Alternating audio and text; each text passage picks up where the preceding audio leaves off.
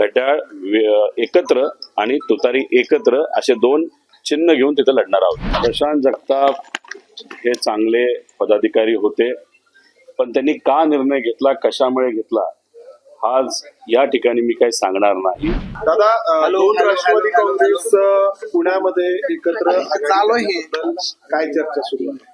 पुणे आणि पिंपरी चिंचवडमध्ये तिथे असणारे सर्व कार्यकर्ते जे इलेक्शन लढणार आहेत, म्हणजे ही कार्यकर्त्याची इलेक्शन आहे, या सर्व लोकांशी बोलल्यानंतर, चर्चा केल्यानंतर पुणे शहरामध्ये सुप्रियाताईंनी सुद्धा प्रत्येक व्यक्तीशी त्या बोलल्या. शशिकांत शिंदे साहेब तिथं बोलले. पिंपरी चिंचवडमध्ये सुद्धा तिथं सर्व कार्यकर्त्यांशी बोलल्यानंतर सर्व कार्यकर्त्यांचं म्हणणं आलं की आपण घड्याळावर जाणं हे योग्य ठरू शकतं. त्यामुळे ही लढाई कार्यकर्त्यांची लढाई आहे, हे इलेक्शन कार्यकर्त्यांचं इलेक्शन आहे. त्यामुळे पुणे आणि पिंपरी चिंचवडमध्ये राष्ट्रवादी शरदचंद्र पवार पक्ष कार्यकर्त्यांचं समजून घेऊन, ऐकून घेऊन त्यांच्यासाठी आम्ही दोन्ही पक्ष, हे दोन्ही महानगरपालिका एकत्रित लढणार आहोत. काल बारामतीमध्ये याबद्दल काही चर्चा झाली का? कारण शनिवारी दुपारपर्यंत आपल्या पक्षाचे लोक महाविकास आघाडी सोबत चर्चा करत होते. कसं असतं की चर्चा करत असताना कार्यकर्त्यांकडनं सुद्धा काही अपडेट घेणं हे महत्वाचं असतं. त्यामुळे समजा महाविकास आघाडीच्या सर्व नेत्यांबरोबर चर्चा झाली, ती चर्चा झाल्यानंतर मग कार्यकर्त्यांबरोबर तिथे असणारे जे आमचे प्रमुख आहेत पक्षाचे, ज्याला सुप्रियाताईंनी जबाबदारी दिलेली आहेत, काकडे साहेब असतील, विशाल भाऊ असतील, प्रकाश भाऊ असतील, पठाडे भाऊ असतील, ह्या लोकांना मग त्यांचे कार्यकर्ते तिथे असणारे भेटून मग ते काही इनपुट देत असतात आणि त्या इनपुटमध्ये सातत्याने हेच येत होतं की पुणे आणि पिंपरी चिंचवडमध्ये आपल्याला घड्याळाबरोबर जावं लागेल.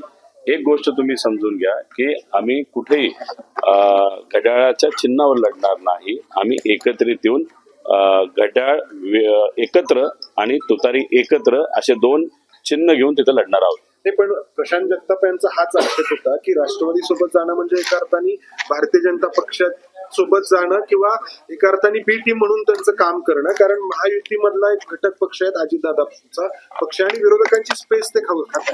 प्रशांत जगताप हे चांगले पदाधिकारी होते, पण त्यांनी का निर्णय घेतला, कशामुळे घेतला, आज या ठिकाणी मी काही सांगणार नाही. त्याला वेगळी कारणं आहेत, फार मोठी कारणं आहेत. त्यामुळे तो चांगलाच कार्यकर्ता होता. आम्ही एकत्रित त्या ठिकाणी काम केलेलं आहे. त्यामुळे इथं जर आपण कार्यकर्ते बघितले की प्रशांत जगतापांचा काँग्रेसमध्ये प्रवेश झाल्यानंतर ते जे कुठली नावं सांगत होते शहराचे अध्यक्ष म्हणून, त्यातले 95% कार्यकर्ते हे प्रवेश झाल्या सुप्रियाताईंना सर्व नेत्यांना भेटले आणि त्यांनी जे सांगितलं की काही झालं तरी आपल्याला घड्याळाबरोबर त्या ठिकाणी जावं लागेल. त्यामुळे प्रशांत दादा जगतापांच्या काळामध्ये असणारेच कार्यकर्ते सुप्रियाताईं सर्व नेत्यांना भेटले आणि बोलले की आपल्याला घड्याळाबरोबरच जावं लागेल. त्यामुळे इथं हे कार्यकर्त्यांची लढाई असल्यामुळे कार्यकर्त्यांचं ऐकूनच हा योग्य असा निर्णय घेतलेला आहे.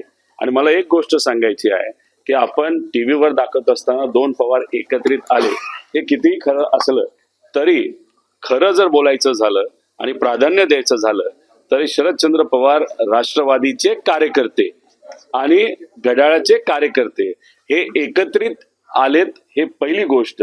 आणि त्यांच्यासाठी हे निवडणूक योग्य पद्धतीची व्हावी आणि बलाढ्य शक्तीच्या विरोधात लढणं ते सुद्धा महानगरपालिकेमध्ये सोपं जावं, यासाठी हा पूर्णपणे निर्णय घेतलेला आहे. दोन्ही पक्ष एकत्र येतात पुणे आणि पिंपरी चिंचवडच्या शिवाय वेगळ्या वेगळ्या समीकरण वेगळ्या वेगळ्या शहरामध्ये त्या ठिकाणी आहे.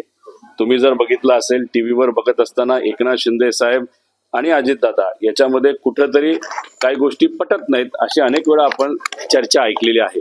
पण नाशिकमध्ये अजितदादांचा पक्ष आणि एकनाथ शिंदे साहेबांचा पक्ष एकत्रित आलेला आहे. त्यामुळे त्या लोकांना तिथं असणाऱ्या कार्यकर्त्यांना विश्वासात घेऊनच लढावं लागतं आणि तसं प्रत्येक शहरामध्ये वेगवेगळं समीकरण हे आपल्या सगळ्यांना बघायला मिळेल. महाराष्ट्रातील सर्व बातम्यांचे विश्वासार्ह व्यासपीठ, सकाळच्या सर्व सोशल मीडिया प्लॅटफॉर्मला लाईक, फॉलो आणि सबस्क्राईब करा. तसंच सर्व नोटिफिकेशनसाठी बेल आयकॉन प्रेस करायला विसरू नका.